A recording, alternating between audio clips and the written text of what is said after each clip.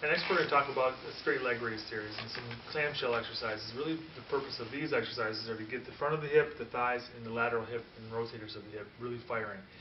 Oftentimes we work these exercises with squats, with deadlifts, and other exercises where lots of muscles work together. This is a great way to get off of your feet, do it in a non-weight bearing, non-impact position, and really isolate some muscles that sometimes we overlook. The first one I'm going to ask Kyle to do is a straight leg raise. It's about as boring as it gets, but sometimes it can be very effective. In this case, first thing I want is a nice solid spine. I don't need him to hold his breath or to stick his belly out or to pull his belly back, but I want him just to be solid. That's going to be number one. Number two, nice tight thigh, a simple straight leg raise. Typically I ask people to bring it up to about this high, which is typically around 40 degrees of flexion. Run through a few reps there, please. Good. Notice that his ankle's at 90 degrees, his thigh is tight, his knee is straight, no bending whatsoever. I'm also going to ask him to do that same exercise abducting his hip about 15 degrees from straight ahead. Try that. In this position you can see that his pelvis wants to tip a little bit, requires a little bit more demand out of here, obviously puts a little more strain on his hip flexors. Back down and a little bit further to the side. Same thing, nice solid spine, back and forth. So these are some variations of the basic straight leg raise which are fine to do. Can you lay on your right side? We're going to do a sideline straight leg raise. This exercise, everybody saw, I've been doing this for years. When I ask most people to do it, they almost always do it wrong. So we're going to do the right way, and then I'll show you the wrong way. And you can be the judge of how you're doing it at home. Perfect position for this exercise, let it down please. I want the ankle, hip, and shoulder to be in a straight line with one another. I don't know if you can see it in the camera there very well, but he's pretty darn good right here.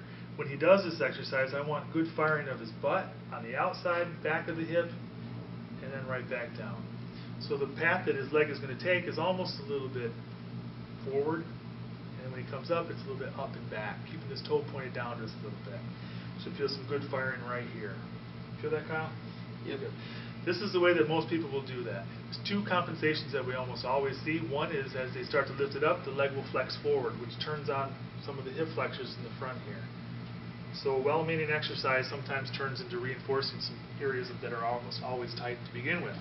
The other way that we'll typically see is as they raise this up, the external rotators of the hip take over and the hip essentially flexes as well. These are both much easier than doing the correct way, where we really isolate these hip abductors here, back and forth. Feel that, Kyle? Yeah. Good. Next we're going to go into the clamshell series, which is the 4-step series. It's also known as the Camford hip progression by some people. First step is a simple one. If you think of a clam opening up, simply what he's going to do. First step of this is to keep his spine still, no rolling backwards. So go ahead and lift it up there, Kyle. It's all coming from the hip. Stability here, mobility here. If you do it the wrong way, go ahead and let your back roll a little bit. That's a lot of trunk rotation. It really doesn't do much in the way that we want it to. So anyway, the correct way, solid, hip mobility, good. Typically I have people run through 10 to 15 of those before going to level 2. Which is a reverse clamshell. Keep the knee down, raise the foot straight up off the other one without any back rolling forward.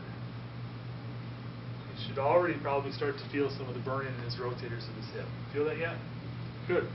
So 10 to 15 of these, then we move on to level 3, which is exactly the same motion, except you start from a position where your leg is parallel to the other leg without moving. So now we've got an axis going through the hip right here.